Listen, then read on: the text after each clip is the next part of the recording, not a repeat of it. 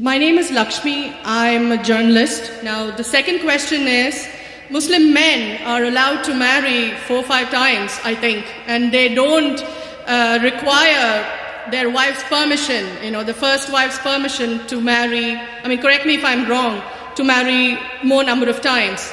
So I actually don't see any logic in this because I believe it's one man, one woman. That's the institution of marriage. So please clarify. Thank you. Now coming to your second question.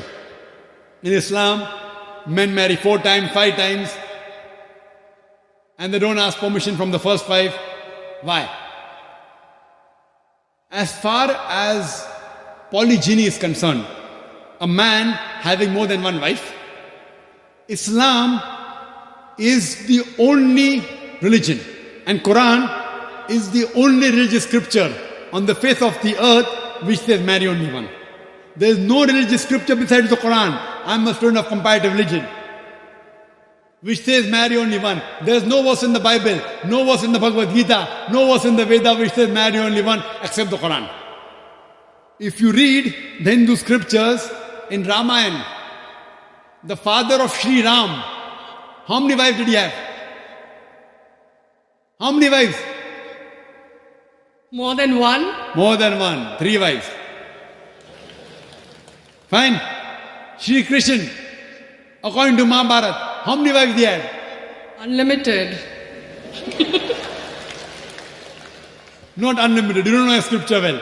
No. Did he have 4 wives? No. I have no idea. Not 4, not 100, not 1,000, 16,108 wives. How many wives he had? 16,108. So why can't we Muslims have 4? What's the problem? When Shri Krishna can have 16,108 wives, why can't we have 4? Further, if you read the Vishnu Purana, chapter number 24, verse number 1, it says a Brahmin can have up to 4 wives. If you read the Jewish scriptures, it gives you permission to have as many wives as you wish. If you read the Christian Bible, it gives you permission to have as many wives as you wish. If you read the Bible, Abraham had 3 wives. Solomon, how many wives he had? He had 700 wives.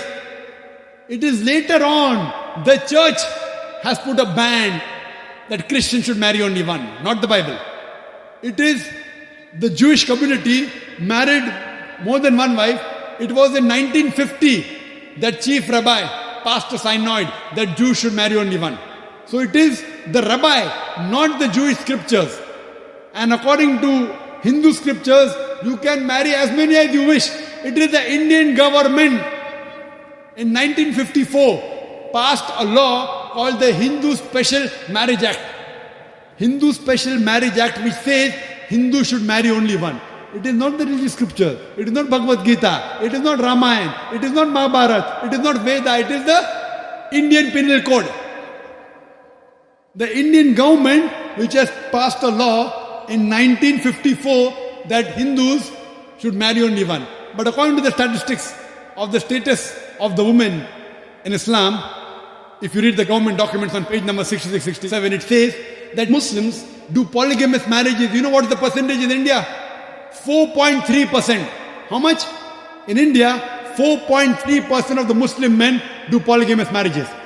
A statistic between 1951 to 1961. Hindus, how many? 5.06. 0.7% more than the Muslims in India. According to the Indian government, even though it is prohibited according to the Indian law, yet they do more polygamous marriages than the Muslims. Why?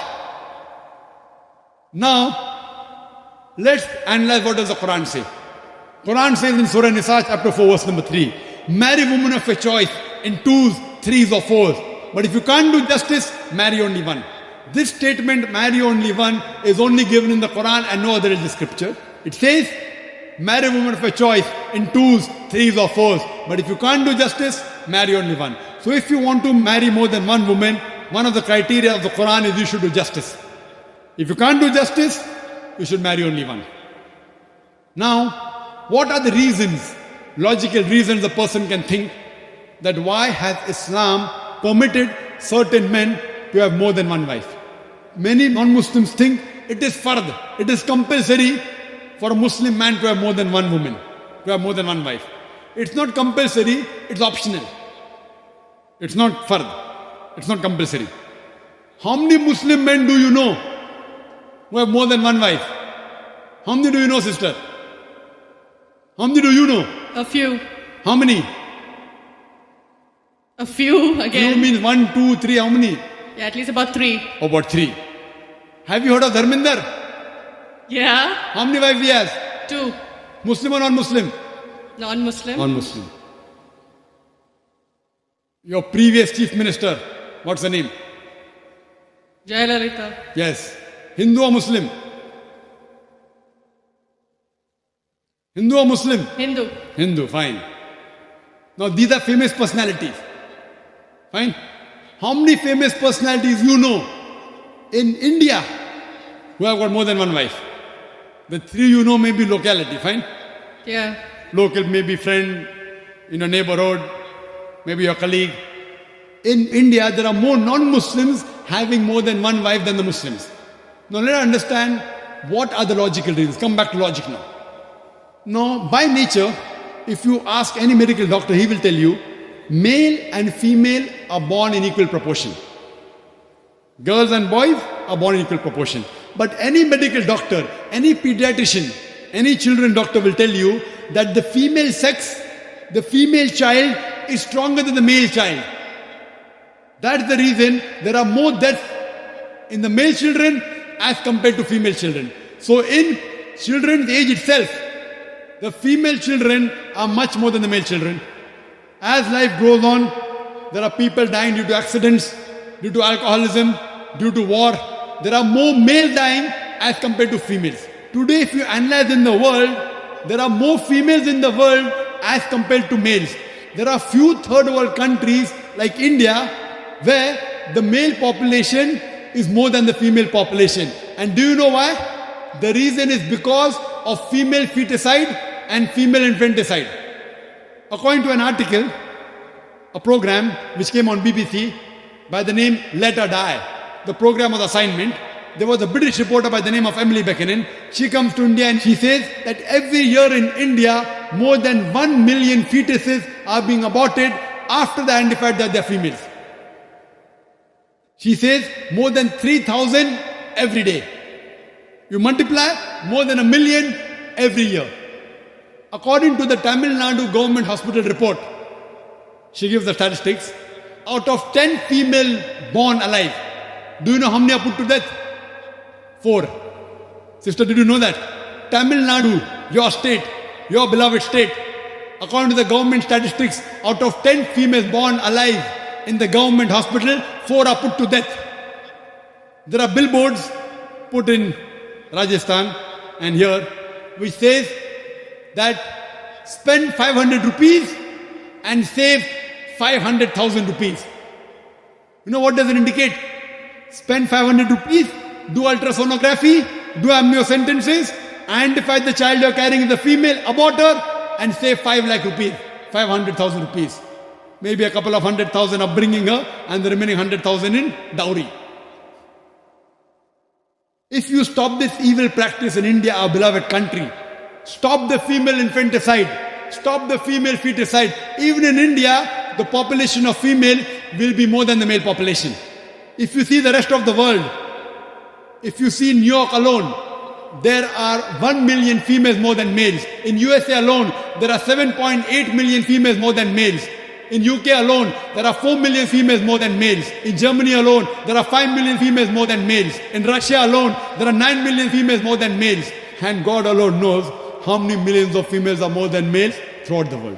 Suppose I agree with your philosophy, sister, you said, 1 man, 1 woman. If I agree with you, sister, with your philosophy, 1 man, 1 woman. And suppose my sister happens to be in America, or your sister happens to live in America. And suppose the market is saturated. 1 man, 1 woman, saturated. Yet there will be 7.8 million females who will not find life partners. 1 man, 1 woman. Now the option for these 7.8 million females is either marry a man who already has a wife or become public property? You say, Dr. Zakir Naik, public property, such a harsh word. Sister, it is the most sophisticated word I can use. I cannot use a more sophisticated word than public property.